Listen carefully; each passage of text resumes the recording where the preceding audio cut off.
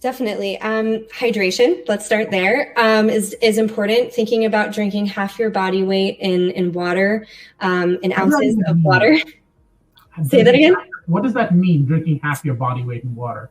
So of course, everyone knows the 8 cups a day is that recommended dose. But what they really have started saying is everybody is a different shape. Everybody's a different size, different activity level. Maybe you live in a different location and altitude. So making sure that you're adjusting your hydration to what you need.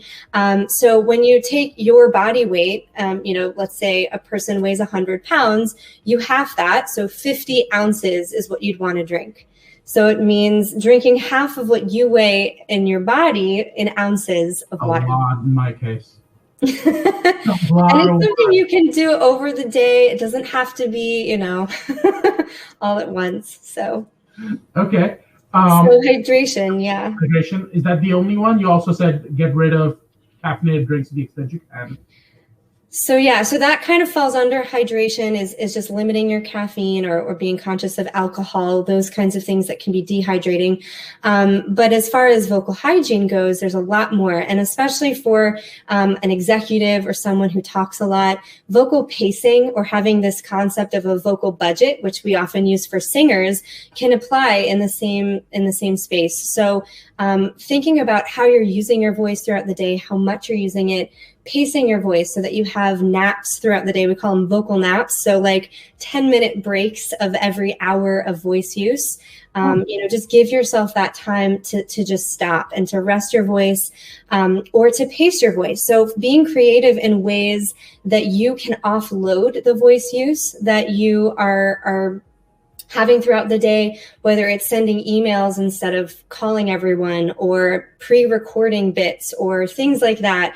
But also that vocal budget, idea being that you want to save your voice so that you can spend it later. Maybe don't have a social lunch hour if you have a big presentation later in the day, so that you're making sure that you're resting your voice to have that stamina and have that power for later.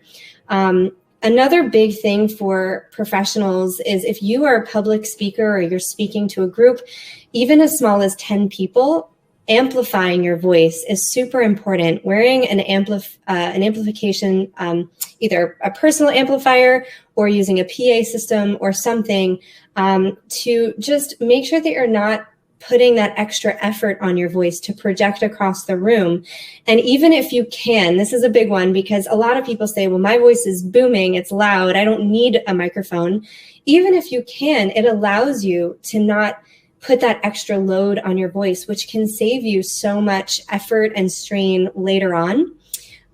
So amplifying your voice is another big hygiene. And also this idea of chronic throat clearing. This is a big one. So of course, volume and excessive behaviors like shouting and yelling and things like that are important to minimize. But throat clearing is something that we do habitually a lot of times, or it may be something when we have allergies or whatever's going on and we're constantly. It becomes a habit. And it actually is, I liken it to a mosquito bite. When you get bitten by a mosquito bite and you scratch the itch, it just kind of facilitates a vicious cycle of more itchiness, right? More swelling. So when we clear our throat or have chronic cough, we're doing the same thing in our throat. We're facilitating every time this sort of slamming of the vocal cords. And this can be really, really impactful for your voice and for hoarseness, strain, vocal nodules, or lesions down the road.